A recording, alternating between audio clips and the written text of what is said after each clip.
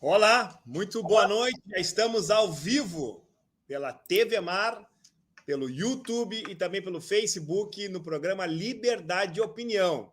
Já estão com a gente aqui os nossos tradicionais integrantes do programa, o Tiago Teles, a Laís Lacerda, e hoje nós temos um amigo convidado, personalidade aí da política rio-grandina, um articulista, uma jovem liderança política, que é o Guilherme Cury. Então, quero saudar a todos e todas, agradecer o pessoal que já está entrando aqui, sempre tem aquele pequeno delay, né, entre a nossa entrada e a sequência do pessoal que vai entrando. As mensagens já estão chegando devagarinho, aos poucos vamos colocando na tela aqui o pessoal. O pessoal depois me xinga, Tiago, que eu não boto todo mundo, mas aí aos poucos nós vamos colocando. Eu queria dar uma boa noite inicial, Lady First, vou começar com a nossa querida Laís Lacerda. Boa noite, Laís. Boa noite, Halley. Boa noite, Thiago. Boa noite, Guilherme. Um prazer estar aqui com vocês. Mais essa noite comentando os turbulentos acontecimentos do Brasil e do mundo. É um prazer. Espero que seja um papo bom. Tiago Teles, nessa noite de hoje nós vamos, sem dúvida nenhuma, falar alguns temas que você pautou na rede social esta semana. Segurança pública é um deles, né? E um outro tema que nós vamos também conversar adiante é a posição do senhor ministro da Educação, que, aliás, fez uma grande treta com o Romário aí, né, Tiago? É verdade. Primeiramente, boa noite, Laís. Boa noite, Halley. Boa noite ao querido Guilherme Cury, que está presente com nós hoje. Boa noite a todos e todas que estão nos assistindo. É uma honra estar novamente nessa quinta-feira trazendo informações e um bom debate e a nossa opinião sobre os temas relevantes no país e no nosso município. Eu quero, então, dar uma boa noite inicial ao Guilherme Cury, um amigo, né, amigo de infância, posso dizer assim, depois foi para o Rio de Janeiro, né, depois foi para a Europa, ganhou o mundo, né, conhecedor do jornalismo, da ciência política, das relações. Guilherme Cury, boa noite, seja muito bem-vindo, uma satisfação de ter aqui no programa. Boa noite, querido Halley, boa noite, Tiago, boa noite, Laís. É um prazer estar com vocês aqui, dividindo ideias, compartilhando conhecimento, informação. Parabenizo mais uma vez pelo programa, pela iniciativa, pela seriedade que vocês também levam à política, a seriedade que vocês levam ao conhecimento. Com muito prazer que eu estou aqui com vocês e, mais uma vez, agradeço por a oportunidade de estar aqui compartilhando essa noite aqui com vocês. Boa noite a todas e todas que estão nos prestigiando também nas redes sociais, enfim. Um grande abraço a todos e todas. Eu quero, então, iniciar, Guilherme, já quero iniciar a nossa primeira rodada pelo tema que não poderia ser diferente, né? O tema da saída da ocupação norte-americana do Afeganistão, a velocidade, vários são os elementos, né, desse debate, a velocidade com que o grupo Talibã retomou o poder. Aí é o primeiro tema de se destacar, uma incompetência norte-americana que ficou 20 anos e não foi capaz de dotar o povo de uma capacidade de resistência, né? O dito tio Sam, propagador das democracias, 20 anos não conseguiu fazer uma democracia. Esse é o primeiro aspecto. O segundo é esta imagem aqui que eu estou ilustrando o debate, muito forte, que mostra o desespero do povo. É algo, para mim, é a imagem do ano, talvez a imagem mais triste, uma das mais tristes que eu já vi. Cena de filme, as pessoas se agarrando no avião, né? E o terceiro, para mim, Guilherme, aí eu quero fazer o debate a partir da terceira questão, que é a relação entre religião, poder, Estado, violência, abdicação dos direitos humanos, o papel da mulher. Depois vamos escutar também na sequência desse debate o Tiago e a Laís, mas o exemplo do Afeganistão, ele demonstra uma série de contradições. E quando a gente fala de utilização da religião para dominação, de armas, de não haver controle, parece que a gente está falando de uma realidade muito próxima aqui, né, Guilherme? Um tema que é recorrente na nossa política local. É muito bom dar esse start e esclarecer algumas coisas, né? Eu acho que é muito bom a gente levar informação sobre o que está acontecendo, assim, tentar transcrever e mostrar o resultado que acontece quando extremistas religiosos, né, fundamentalistas religiosos, ocupam poder, né? com total negacionismo da ciência, Deus e pátria acima de tudo, é muito similar. As similaridades são muito grandes quando a gente compara ao que a gente tem aqui hoje no nosso país, né? Numa agenda totalmente que nega toda a questão que a nossa Constituição prevê, né? De um Estado laico, né? Acima de tudo, de tantas pautas que deveriam ser discutidas a partir dessa premissa e não são, né? Tantas questões aí que são permeadas e a gente vive um Estado, basta ver um ministro, como é que ele colocou, não é muito evangélico, por exemplo, o próximo ministro do STF, questões como essa. Terrivelmente, muito obrigado, Rally, muito obrigado. Mas são muitas questões aí que podem aflorar, assim, do que a gente pode falar do Afeganistão, né? A questão dos refugiados, que agora atinge o mundo, né? Já são 82,4 milhões de refugiados que a gente tem no mundo, agora vai somar mais gente, né? Esclarecer nessas pessoas que vão ser obrigadas a deixar, que não são migrantes, são pessoas que são obrigadas a deixar lá aquele país que está sofrendo, né, um monstro que foi criado pelos Estados Unidos lá no final da década de 70, né? Muito bom a gente esclarecer isso pela CIA, né? Que financiou todo o treinamento afegão, né? Dos mujahids, que se chama, né?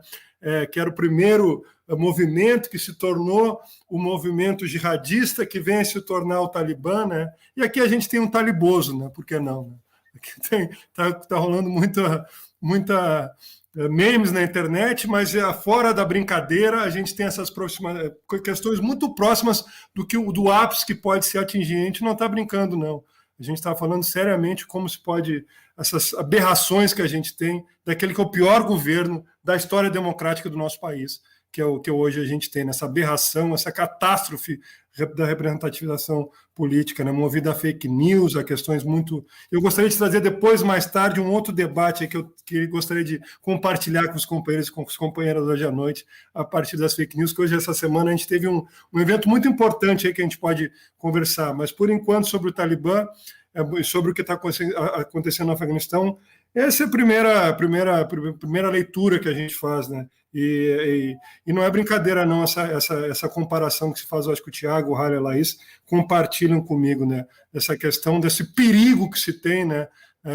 Nós não somos contra a religião, a religião, pluralidade, sincretismo religioso faz parte da nossa história brasileira, da nossa nação, não é isso que a gente está colocando, mas o grande problema é a mistura do Estado, das leis do Estado com leis religiosas, e aí que está o perigo, né? Aí tem várias questões aí que a gente pode, não é escola sem partido, mas é escola com igrejas, não é as legislações, por exemplo, da questão, quando a gente vai debater a questão do aborto, que é uma questão bem do debate, o problema do aborto é uma questão de saúde pública, não é uma questão de religião. Eu posso ser contra o aborto, o Rally pode ser, mas não é isso que a gente tem que discutir. Discute as mortes das mulheres, que são as mulheres pobres, vulneráveis, que morrem por causa do aborto. Então, são várias pautas aí que a gente pode trazer à tona dessa mistura perigosa do Estado laico com o Estado religioso. 21 horas e 10 minutos, quero rodar aqui a nossa mesa e quero falar com a Laís Lacerda, né? E o tema das mulheres é um tema que mobiliza a discussão mundial. A religião que justifique violência contra as mulheres, Laís? Eu quero discutir sobre esse tema. Esse é um tema que a gente pode ter várias divergências da esquerda à direita, né? Mas esse tema tem unido os debates em razão do desespero que as mulheres estão sofrendo hoje no Afeganistão, que pese o porta-voz afegão lá, espertamente, nesses primeiros dias, disse que não vai ter uma leitura tão radical, né, do Alcorão, mas as mulheres denunciam, tem vídeos já circulando sobre isso, e o que a gente espera, infelizmente, é um recrudescimento da relação com as mulheres naquele país, né, Laís? Sim, Rally, com certeza. Mas eu acho que é importante a gente frisar que quando a gente fala dessa perda de direitos, e sendo bem branda, né, falando de perda de direitos, mas falando do absoluto cerceamento de direitos fundamentais das mulheres, a gente não está necessariamente falando da religião islâmica. Nós estamos falando de um Estado totalitarista que se usa da religião islâmica para promover uma verdadeira atrocidade, né?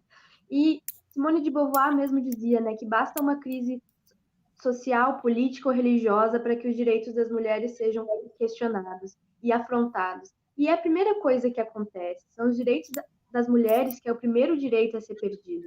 É sempre o elo mais fraco da corrente, socialmente falando, mas também é um dos elos que respondem de melhor maneira.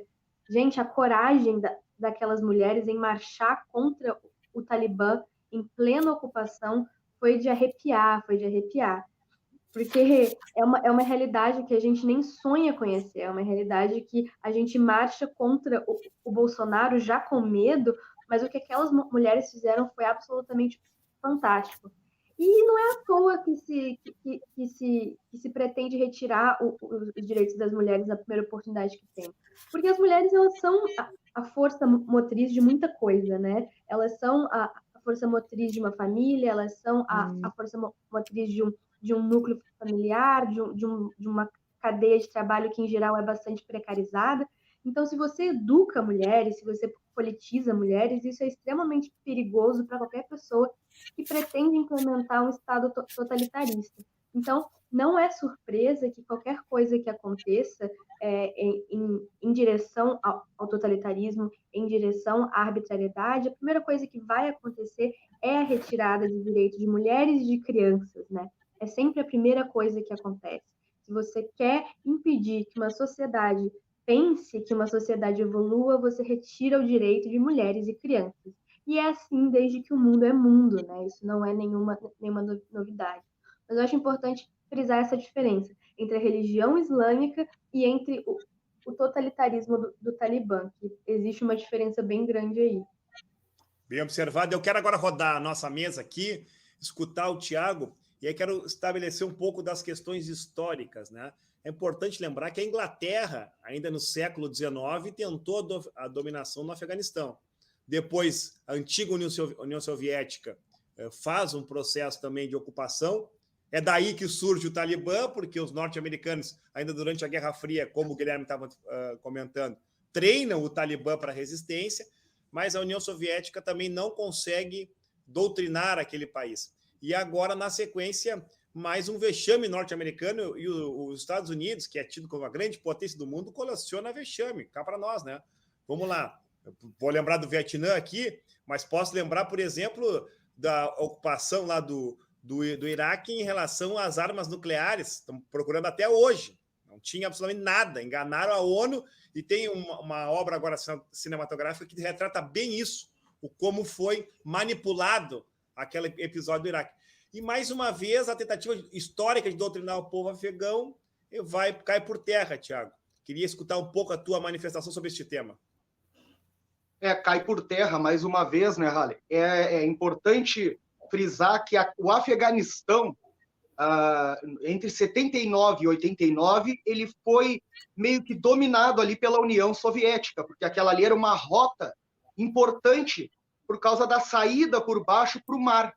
Então, teve aquele conflito, a Inglaterra ali dominava a Índia e lutaram para não deixar que a Rússia dominasse aquele espaço.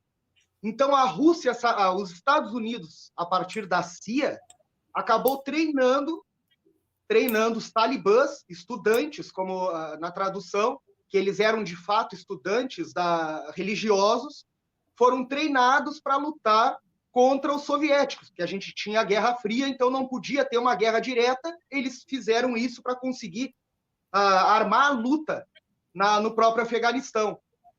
Saindo de lá, tivemos agora, há 20 anos atrás, vamos fazer as Torres Gêmeas, né?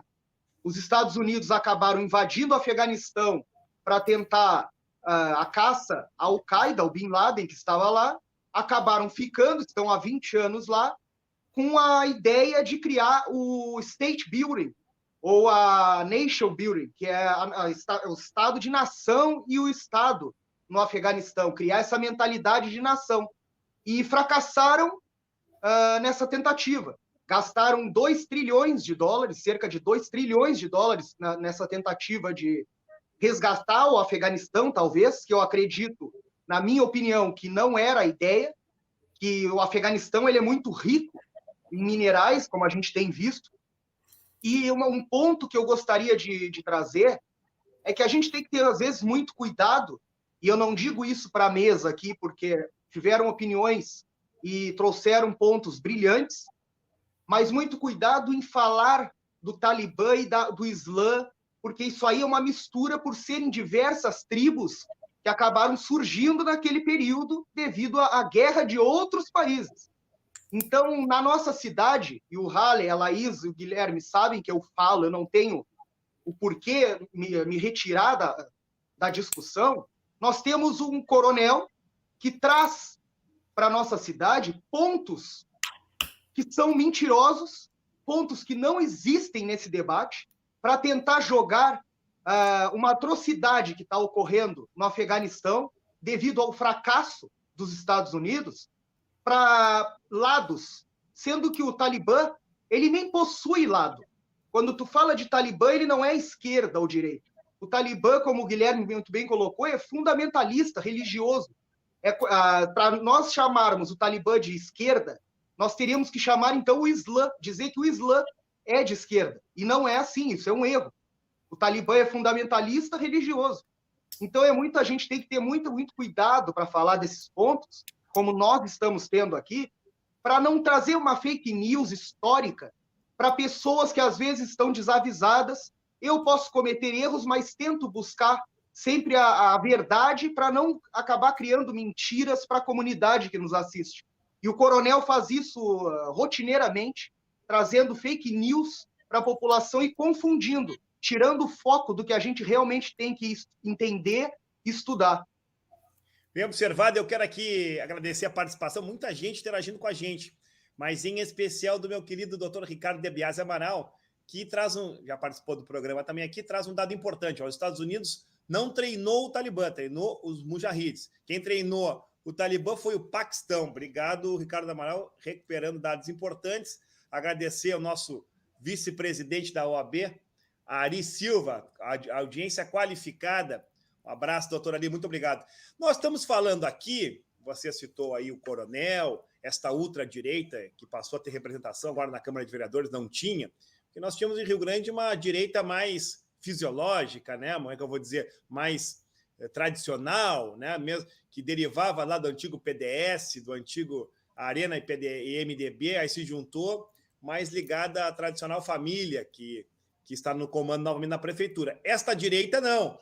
E aí eu quero trazer, e você trouxe muito bem o debate, esse debate é muito interessante, eu quero casar esse debate que você levantou, Tiago, com a matéria do The Intercept Brasil. O criador, não sei se vocês observaram esta matéria, o Leandro Demore, que toda semana faz uma live apresentando um resumo da matéria, ele apresentou ontem esta matéria interessantíssima, que trata das origens desta pauta ultraconservadora que se instalou no Brasil.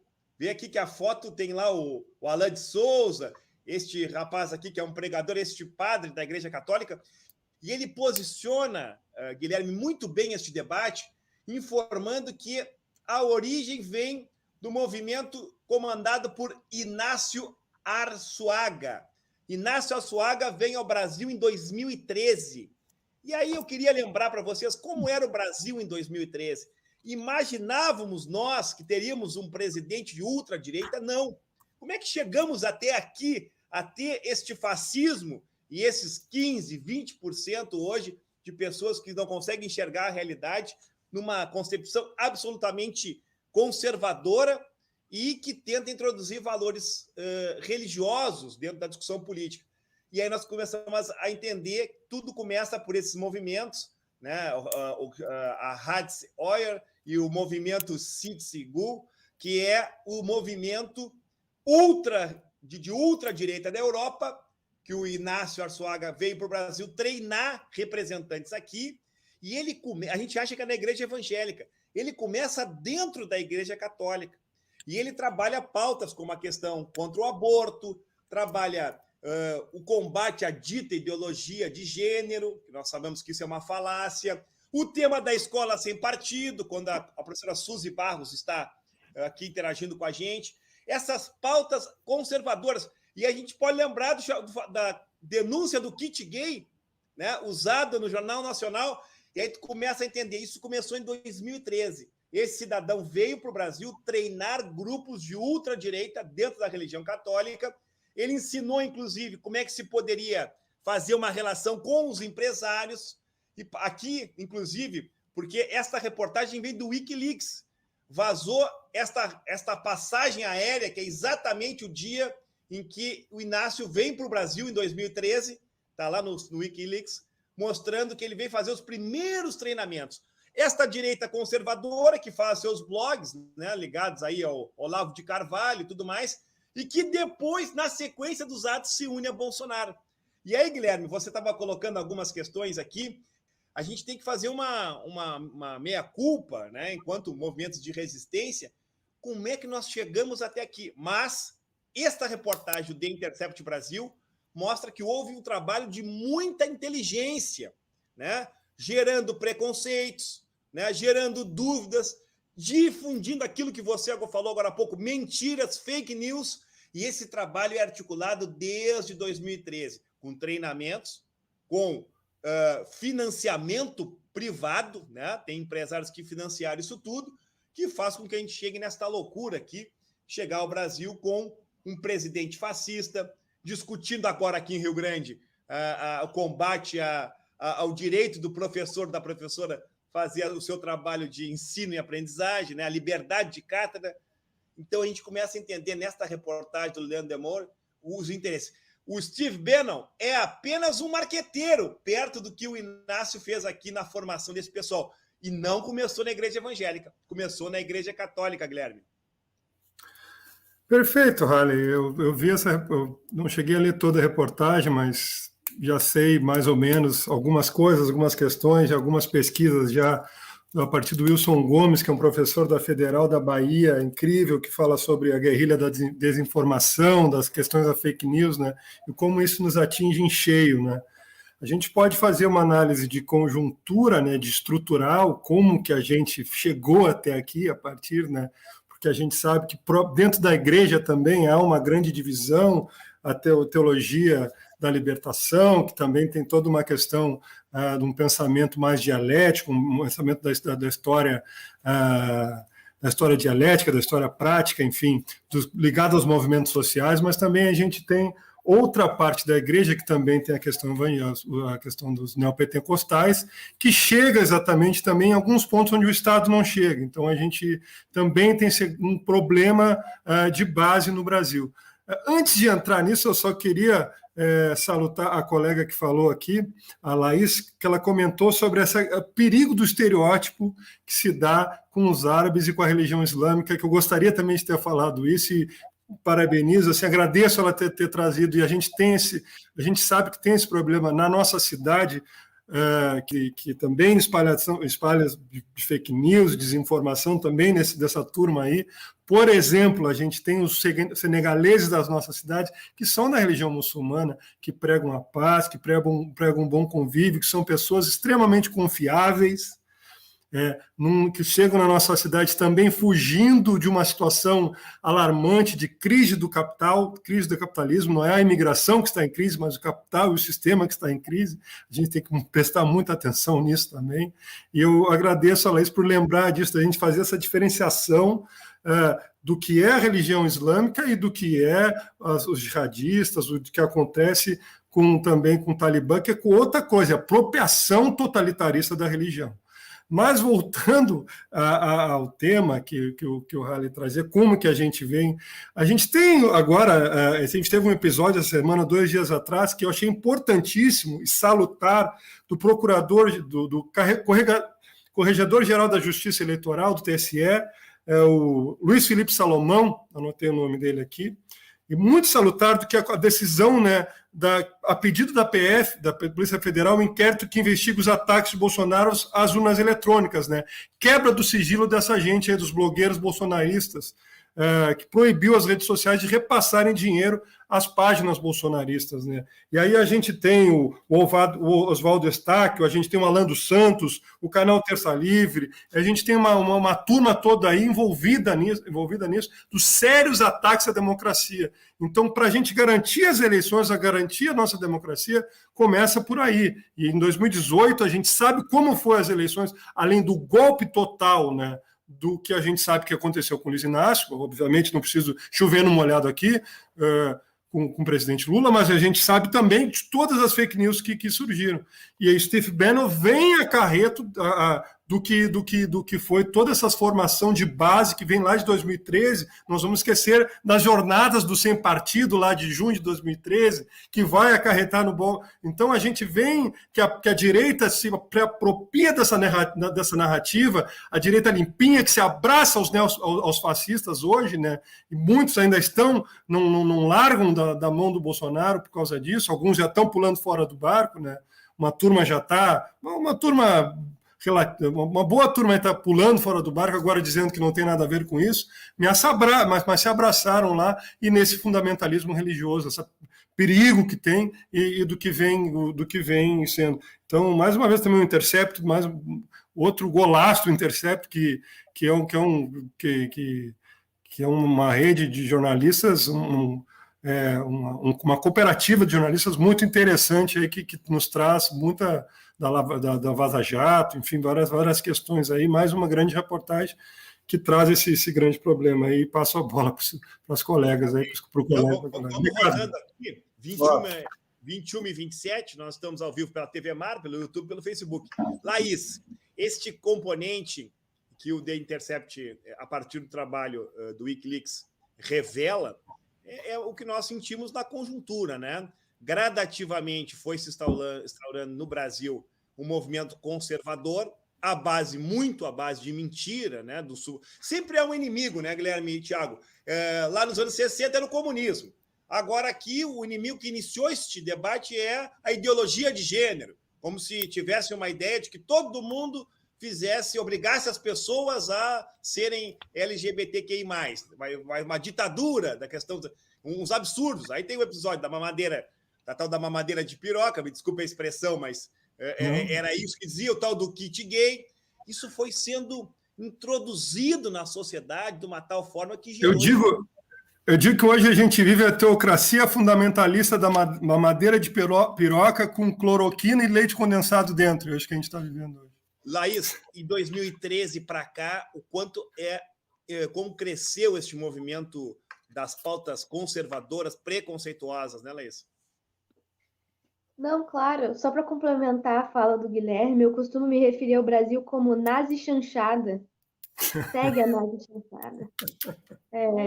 Mas eu acho que o interessante de observar a respeito, principalmente das datas, em relação que o ano de 2013 é emblemático, né? O ano de 2013 ele é um marco assim do antes e o depois do que aconteceu com o Brasil. E eu acho que o mais importante de ressaltar nisso tudo é que essa ideologia, esse movimento ultraconservador, ele não é orgânico do brasileiro. Ele não nasceu de forma espontânea. Ele não nasceu de uma resposta da sociedade a problemas ou a questões que eram pautas no Brasil. Ele não nasceu em resposta à realidade. Ele foi plantado aqui. E essas pessoas que trouxeram, seja o Inácio, seja o Steve Bannon, seja os vários movimentos sem partido, eles fazem parte de um contexto global da época, que era o contexto de guerras híbridas, né? O mundo estava vivenciando guerras híbridas. A gente viu isso com a Primavera Árabe, nós vimos isso também em alguns outros países da América Latina, e nós vimos isso no Brasil. Porque não tem lógica assim, psicológica, que um país em que tudo vem dando certo, um país em que 2013 era um país do pleno emprego, em que as pessoas se revoltassem contra pautas que não tinham até então nada a ver com a sua realidade. Pautas que não eram debate no Brasil. Essa questão de gênero, fora de círculos acadêmicos, não era debate no Brasil até então. Nunca foi. A verdade é essa. Nem para bem, nem para mal. Isso nunca foi pauta. Mas isso veio plantado com a intenção que hoje a gente sabe muito, inclusive através do Wikileaks, que é o fato de que existiam interesses econômicos no nosso país. E esse interesse, em suma, era a Petrobras. Então, tudo o que aconteceu de 2013 para cá, seja as jornadas de junho, seja o golpe contra a presidenta Dilma, a prisão do Lula, a eleição do Bolsonaro, tudo isso teve um foco geopolítico que era destituir o Brasil do seu lugar de destaque mundial. O Brasil era uma potência, o Brasil era o país do futuro, e existia um interesse em que ele deixasse de ser. E aí a gente volta para o mesmo ponto de onde a gente partiu. Existe um mandatário, um organizador de tudo isso, seja o Talibã, seja a Primavera Árabe, seja a Jornadas de Junho, o golpe contra a presidenta Dilma. Tudo isso nascia, tudo isso nasce nos Estados Unidos e no profundo desejo estadunidense de dominar o resto do mundo, né?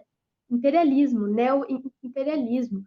Então, assim, quando a gente fala, eu acho muito engraçado, porque tudo que vem de fora dos Estados Unidos é terrorismo.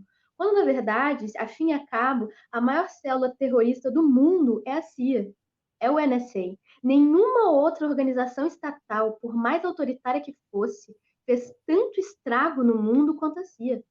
Estragou o Brasil, estragou a Venezuela, estragou Cuba, estragou todo o Oriente Médio, estragou pelo menos metade da África, estragou metade da Ásia, tentou com a Europa e a América Central foi embora. Então, assim, são os maiores saqueadores do mundo. E isso é muito importante que a gente tenha em mente, porque em 2022 não vai ser diferente. Os bracinhos imperialistas dos Estados Unidos, eles não conseguem ver o Brasil como fonte de uma potência sul-americana. É impossível, é impensável para eles que o Brasil volte a ser o que era em 2013, e de 2002 a 2013, até um pouco depois mesmo. Então, alguma coisa vai acontecer, porque o Brasil não pode voltar a ser aquele centro. Então, quando a gente fala, isso parece uma grande teoria da conspiração, mas quando a gente fala que é preciso ficar de olho em WhatsApp, é preciso ficar de olho em leis que regulam a internet, é preciso ficar de olho em leis que regulam a informação, a gente não está brincando. Eles não brincam em serviço. A gente já vê que existem esses movimentos, e 2022 vai ser voraz. Está sem áudio.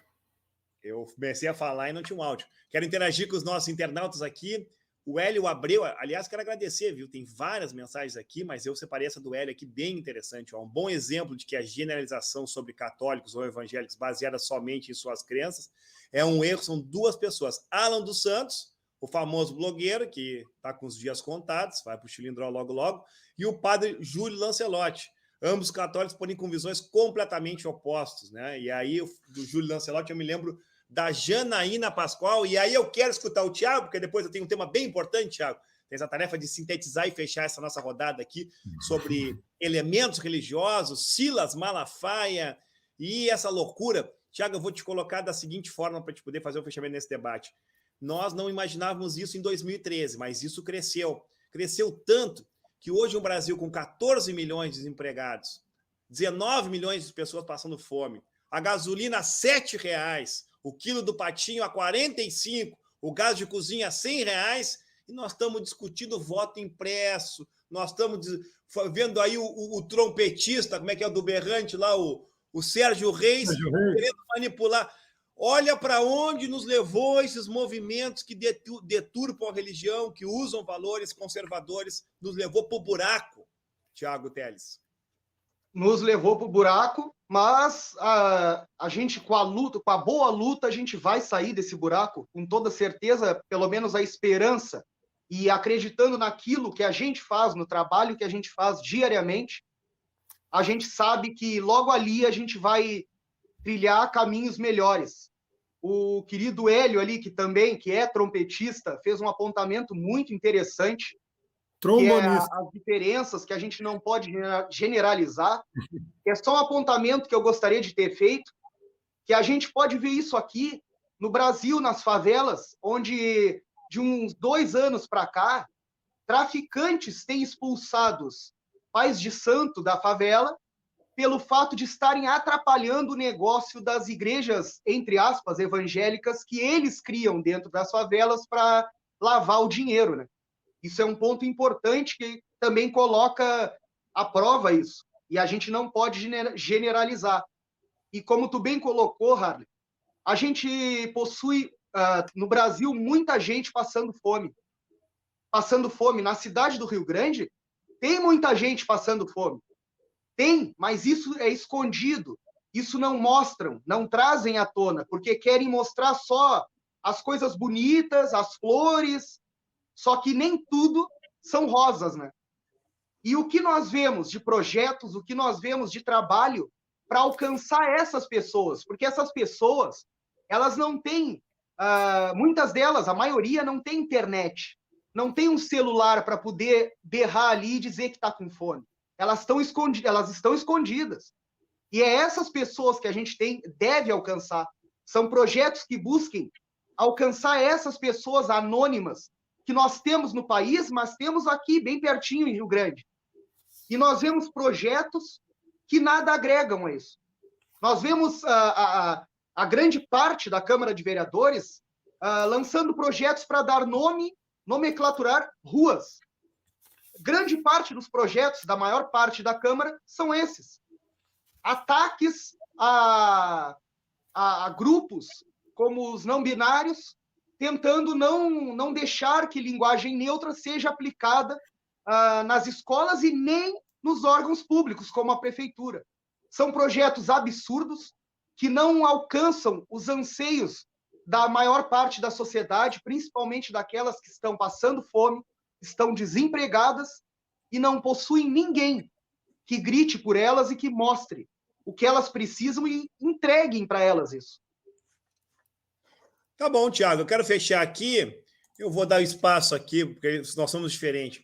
O Dilson Torma, que é naturalmente um bolsonarista, ele está interagindo com a gente. Bota, o PT estava construindo o Brasil igual a Cuba e Venezuela, preferiu construir estádio em vez de hospital. Olha, eu acho interessante essa crítica, essa analogia que fazem os bolsonaristas. Primeiro, eu quero agradecer a audiência do nosso programa, viu? É importante o pessoal estar interagindo com a gente, mas dizer que é preciso esse pessoal acordar e ver que esta é uma linguagem, que eles gostam de falar muito, né, Guilherme? Uma narrativa que foi traçada, né, sobre Cuba e Venezuela, e aí eu faço algumas digressões sobre isso. Por que o pessoal não manda o pessoal da esquerda para a China, que hoje é a maior economia do planeta Terra?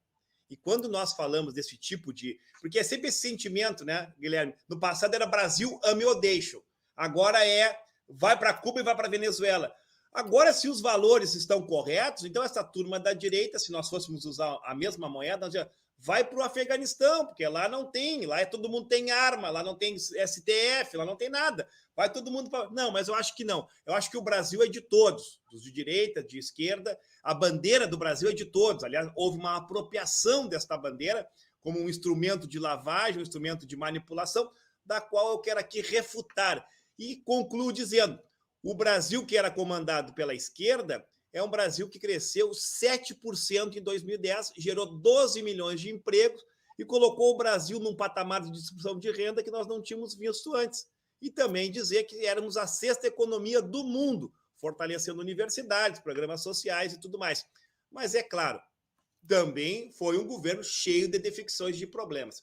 E eu quero aqui introduzir, a partir desta fala deste internauta, um tema importante, Guilherme, Laís e Thiago, que é, hoje, o centro do debate político, direcionado pela questão do Bolsonaro, é essa crise entre STF, governo. Vê bem, preste atenção, pessoal, não se fala mais em corrupção dos políticos, porque os políticos do centro da corrupção, que é o centrão, estão no governo. Agora, os problemas do mundo estão no problema no STF. Olha, vê bem o que o José Eduardo falou no debate da CNN, ainda na semana passada, que para mim pontua muito bem por que nós estamos nessa crise institucional. Eu quero botar aqui, ver se o áudio sai bem. E se nós olharmos historicamente, não é possível talvez apontar um culpado, mas podemos apontar aqueles grandes culpados ao longo desse processo. A meu ver, essa crise começa em 2016, quando poderes saíram fora das 4 linhas, como diz o nosso presidente, da Constituição e, efetivamente, o abuso de poder determinou um conjunto de situações descalibrando o nosso sistema. A grande verdade é que esse desequilíbrio dos poderes, eu imaginava, ingenuamente, que nas últimas eleições haveria uma nova legitimação do Poder Executivo e o presidente da República ia usar o seu poder para orquestrar a harmonia e a independência dos poderes, pois foi o oposto. O presidente Jair Bolsonaro tem investido claramente na desarmonia. Ele tem investido claramente na violação da democracia. E eu vejo muitas vezes instituições inertes em relação a isso. Vejo o Supremo reagindo na defesa da democracia, porque a democracia aceita tudo, menos ser violentada, menos ser exterminada. E, infelizmente, o presidente Jair Bolsonaro tem tomado atitudes, medidas de diversos níveis que são intoleráveis na perspectiva democrática e tem incentivado cada vez mais o acirramento e a situação que eu imaginava que as últimas eleições iam corrigir, mas que, infelizmente, não aconteceu. O ministro aponta um culpado. O ministro ele faz este debate, o ex-ministro Eduardo Cardoso, apontando uma omissão do Ministério Público em relação ao que está acontecendo, comparando com 2016, Guilherme, onde o Ministério Público se mancomunava com o juiz, fazia condução coercitiva, aquele espetáculo que a gente fez, que a gente viu. Hoje tu tem presidente que atenta contra as regras da questão sanitária, nós temos esta briga, o STF também está extrapolando, mas tem um presidente que quer empurrar o voto impresso e o Ministério Público está calado. Aqui nesta cena que a gente via, era uma procuradora, né, da cúpula do Ministério Público tendo que escutar isso, né, que estamos fazendo uma verdade, uma crise que é muito mais para esconder a incompetência do governo Bolsonaro, porque, como eu disse aqui, eu lembro que o Bolsonaro criticava a corrupção do Congresso. Hoje não se fala mais nisso. Tem o Ciro Nogueira lá dentro do comando do governo, não pode falar mais. Agora resolveu virar as baterias para o STF. O STF também, como Ministério Público, o seu procurador arquiva tudo, virou um arquivador, não faz nada. Nós temos um conflito. E aí eu lembro do Jair Bolsonaro nos primeiros dias, quando ele vai aos Estados Unidos e diz da presença do seu mentor, né, o Olavo de Carvalho, que o governo dele desses 4 anos, Guilherme, era um governo para desconstruir. E é desconstruir tudo. A política, os valores, a organização dos poderes. É uma estratégia isso, Guilherme? Sem dúvida. Isso me lembra muito o grande Chico Alencar, que quando ele, sempre nas falas dele, que ele falava que a nossa função é descriminalizar a política, no sentido de quanto essa questão do outsider, do acabar com tudo isso que está aí, que o bolsonarismo também vem muito nessa, até as questões da religião também acabam aflorando no ter que acabar com tudo isso que está aí. O bolsonarismo vem desse afã desse descrédito que se cria através da narrativa de tudo que a política é ruim. E isso é uma grande missão que a gente tem. E quando eu lá no começo do programa, quando eu saudei vocês pela maneira séria que conduzem a política, como o Halley, como vocês que estão aqui conduzem a sério, porque a política faz parte das nossas vidas, a política é cotidiana, nossos corpos são políticos, nossa vida é movida pela política.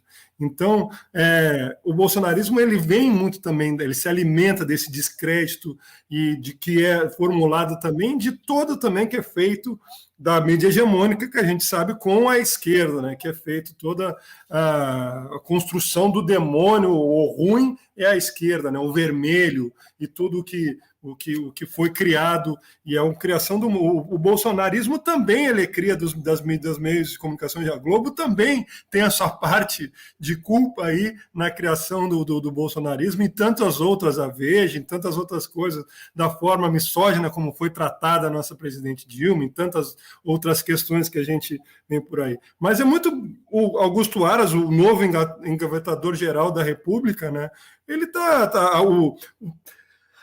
isso é uma questão polêmica mesmo, se as instituições estão ou não funcionando, né? Isso é uma questão que se coloca, né? Que instituições, o que está em crise, se é o capital que está em crise, essa democracia que um lado da esquerda vai dizer que é a democracia burguesa, que ela sempre teve, que ela se alimenta da crise, enfim. Mas, sem dúvida que a gente está vendo e que a gente está presenciando, mas tem uma reação do capital, que também está em crise, porque o bolsonarismo não está agradando ninguém, muitos estão pulando fora do barco, a CPI está escancarando isso, o grande capital está perdendo dinheiro, não é porque estão morrendo milhares de dezenas de pessoas ainda, porque o grande problema também é que estão perdendo dinheiro, e a direita também sabe que, isso é uma grande questão também, a direita, a centro-direita, ela sabe que só terá chance nas eleições se o Bolsonaro sair. Isso é um grande... que a gente está agora também nessa grande encruzilhada, né? Porque aí a direita, ela se tira as mãos e fala, nunca me pertenceu. A Globo já se ensaia tentando lançar o governador do estado, o Eduardo Leite, já tentou ali, lançando ele, e já está ali com disputa. Eu acho que vai o Dória, eu acho que não vai o Eduardo Leite, o Dória está na frente da fila para ir para candidato, mas a gente sabe que as pesquisas estão indicando que o grande favorito é Luiz Inácio Lula da Silva, né? Então, as instituições estão com, pelo menos, manter as eleições de 2022, né? E combater as fake news. Isso é o que mais importante que a gente tem que ficar atento agora, além, obviamente, de combater o bolsonarismo em todo o estrago, a reforma administrativa que está aí, que só de reforma só tem nome, né? É bom que se diga, né? Porque eu uso o título reforma, parece que é uma coisa boa, mas na verdade é a destruição total do serviço público, né?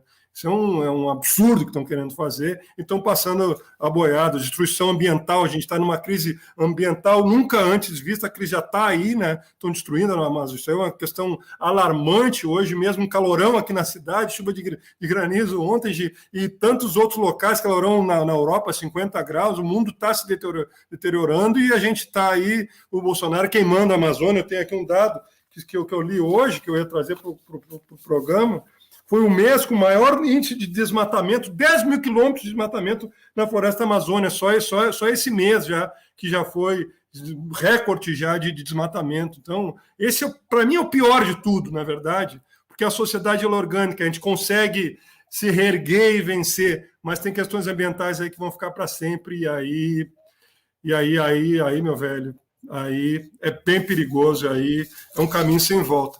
Então, e a gente vê na nossa cidade cortando árvore, aí, meus queridos, a gente tem que prestar muita atenção nisso, porque é um grande problema que a gente tem para combater. Mas concordo com o que foi dito aí. Eu vou dar um giro aqui, porque são 21 horas e 48 minutos, nós estamos transmitindo pela TV Mar, YouTube, Facebook, e vou falar deste projeto polêmico. Eu vou acionar primeiro o Thiago, depois a Laís. Para a Laís eu tenho um outro tema importante também, local, para a gente discutir.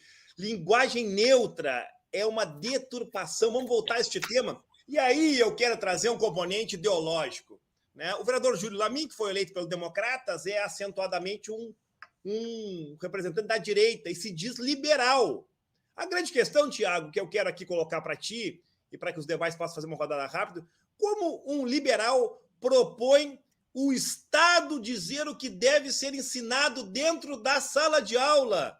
Esse seria um novo pensamento liberal ditatorial? Como é que a gente pode entender isso? Fora isso, há questões ainda implícitas nesse debate, que é a liberdade de cátedra do professor. Um vereador ou vereadores têm poder para dizer o que vai ser ensinado ou não na sala de aula? Ou para dizer qual é a linguagem correta? Se pode dizer isso, qualquer dia vai dizer, já disse também, qual é o remédio que as pessoas têm que usar para se curar, e aí nós vamos ter eles fazendo de tudo um pouco, Thiago Teles. Mas na verdade, Halle, eu não sei nem se ele sabe qual o posicionamento que ele tem hoje, porque é incrível as pautas, como eu estava falando, as pautas que nós vemos na nossa cidade. São pautas totalmente desconexas com a realidade que a gente vive. Totalmente desconexas. O vereador Júlio Lamin, ele parece que cria projetos apenas para agradar. E o vereador Júlio César, que foi o vereador que lá atrás trouxe a cloroquina para Rio Grande, dizendo que era a cura, que era a salvação, que tinha que distribuir cloroquina nos postos de saúde, é o mesmo que está junto agora com Júlio Lamin, com esse projeto de linguagem, retirar a linguagem neutra nas escolas e na prefeitura e órgãos públicos. Ou seja, como que tu vai ensinar um vereador ou uma vereadora, ensinar o professor como ele deve educar? Isso não existe. Isso aí, o vereador Júlio Lamin, assim como o vereador Júlio César, estão tentando extrapolar os limites para agradar alguém.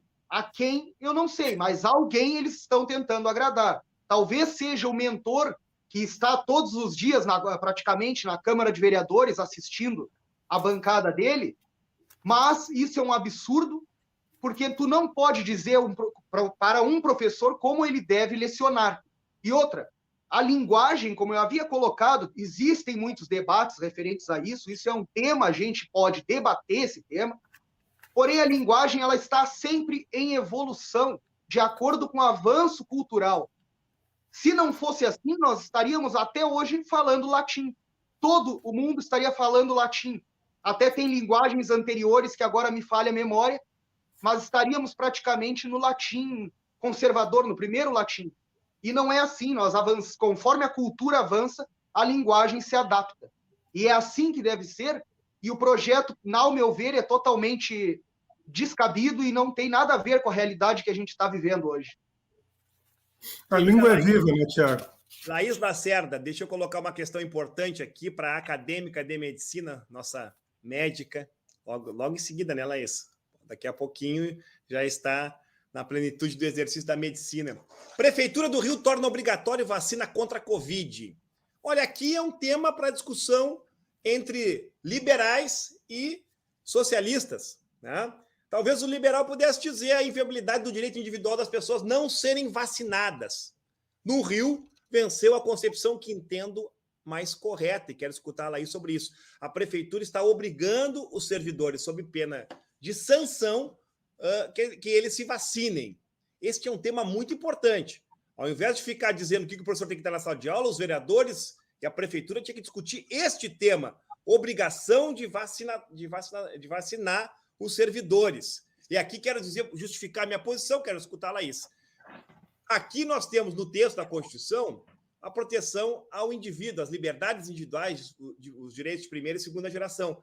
Mas a Constituição coloca o direito à vida e, por consequência, a saúde em maior e melhor proteção e maior status. O que nós estamos discutindo aqui é o direito à vida. Vacinar servidores para que não transmitam de um para o outro, de outro para um e para seus familiares é, ao fim e ao cabo, um direito coletivo à vida que sobrepõe o direito individual. Quero escutar a Laís Lacerda. Concorda em obrigar os servidores a se vacinarem? Com certeza, Halle. Só antes eu queria dizer que essa questão da linguagem neutra, e aí eu encerro o assunto aqui também, é um tema da mais complexa ordem de uma das áreas do conhecimento mais difíceis de se entender que existem, que é a linguística. Um debate que, diga-se de passagem, o vereador Júlio César Lamy não tem a menor condição de fazer. Encerro minha fala. Mas, complemento dizendo, continuo dizendo a respeito da questão da vacinação, que é absolutamente correta a decisão do Rio. Porque se a gente obriga a criança a se vacinar para entrar na escola particular, não faz sentido que a gente não possa obrigar os servidores a se vacinarem. O meu direito, ele termina onde começa o direito do outro. Entendo que essa campanha contra a vacinação é uma coisa que, pelo menos eu tenho esperança de que é uma onda que é passageira no Brasil, porque nós temos uma cultura muito grande da vacinação, nós temos um programa de vacinação muito robusto, um sistema de saúde muito robusto, e ainda assim, com toda a desinformação, com toda essa campanha, a gente vê que as pessoas se vacinam, elas vacinam seus filhos. Então, eu espero que isso seja uma onda. Mas os danos que uma pandemia faz, os danos que uma pandemia mal controlada fazem, são permanentes.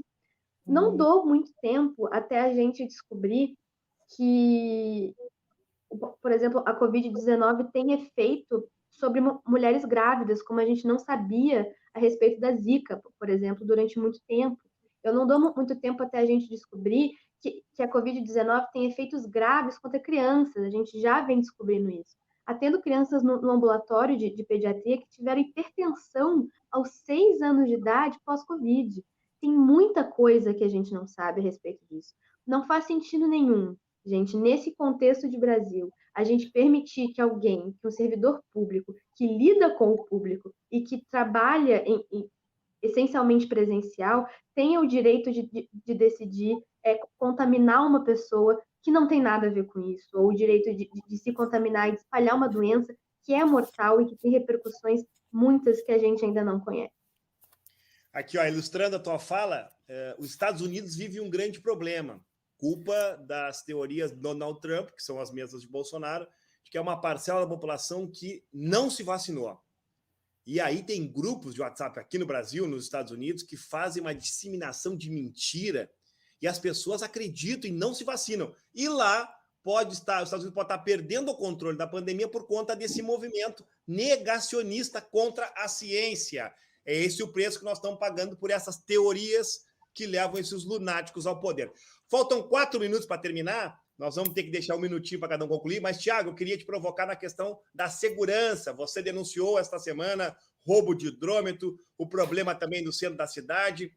O nosso secretário ali dando uma de paizão, né? Que como é que chegaram os jovens. É verdade, ele tem razão. De fato, os jovens passaram do limite, mas também é preciso compreender as razões sociais da violência. A esquerda precisa fazer esse debate. Nós meio que perdemos esse debate para botar arma na mão dos outros, por tolerância zero.